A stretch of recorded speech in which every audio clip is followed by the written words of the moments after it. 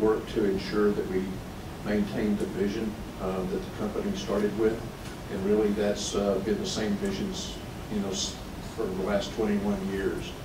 And I think that in any organization, you need to be able to do that, to be able to multitask and set the course and not lose that focus, even though you have many different activities happening under your umbrella as an organization. You've got to make sure that you're connecting all things together, because you're the person that's looking at the whole picture.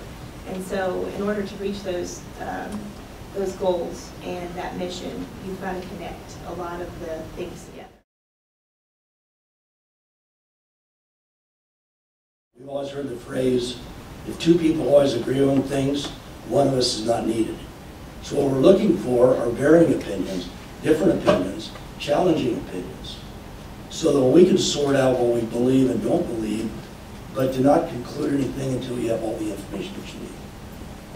And together as a team trying to move the organization forward and challenging them all the time with vision and to develop really solid, good plans and constantly questioning the results of where we're going. Are we achieving what we're hoping to achieve?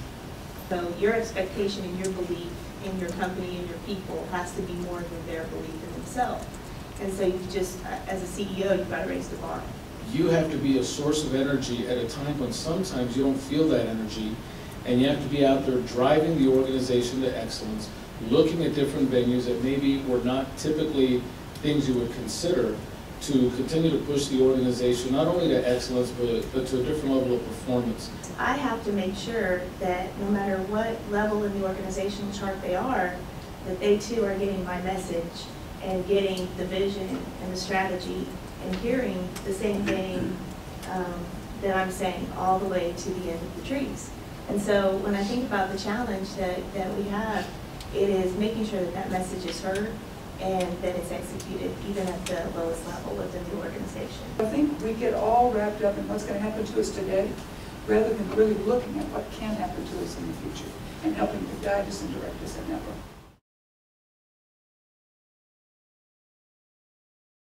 And there's only two kinds of rewards, financial and non-financial. You have financial rewards, which we all understand. Everything else in a job is a non-financial. Do I like the people? Do I like the environment? Do I like the ethical leadership? Do I like the kind of industry we're in? Do I like the kind of decisions I'm allowed to make?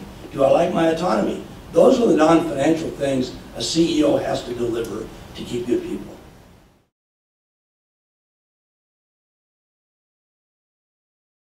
But he always said that luck is just being in the traffic. Meaning that if you're out and doing and thinking and talking and observing, things come your way. It's like the fish in the stream, the food comes down, they take what they want, and they skip on the rest of it. So being in the traffic, I think, is always good advice. Be responsible for your actions. A lot of people these days simply are unwilling to be responsible for their own actions. When things aren't going well, step up, take responsibility, use it as a training opportunity to move forward and launch to the next level. Because in a small organization, chemistry is critical. It doesn't mean you can't have a difference of opinion, that you can disagree without being disagreeable. And I think in a small organization, it's very important that people have the capacity to work with others in the way that counts. And I really think that all of us have to decide if I die tomorrow, what's the most important?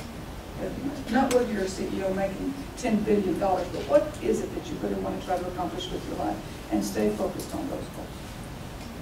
The idea of listening to others is a great idea, but to never defer the final decision to anybody else. Because your perspective may be better than anybody's in the room, and it's certainly the only perspective that is centered on your best interests at all times. Many people frequently have your best interests at heart, but they still aren't you. So your perspective should never be, in my opinion, subordinated to anybody else's opinion, personally and professionally.